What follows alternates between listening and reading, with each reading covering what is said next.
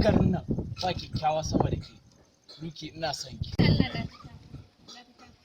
bayan ka san cewa Mado abokin ka ne kuma tare da shi kuke zuwa.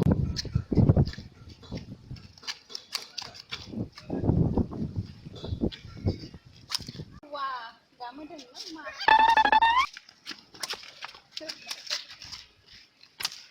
A'a. Akin sa na ji kunya. Akin sa na ji kunya wallahi Allah.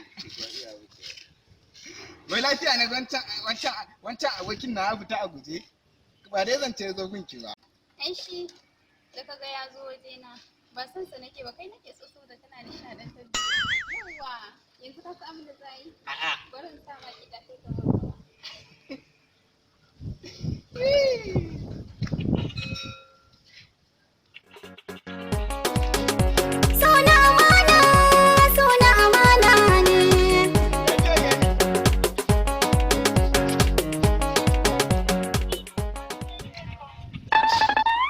Tun da ban ganki ba, ke da dan banzan yaran nan ne Mado. Ko baban no karkacin takura mata ma kake. Fice ka ban guri, fice. A ce abokin ka ne barau, da na ba iyata. Ke kuma tafi gida.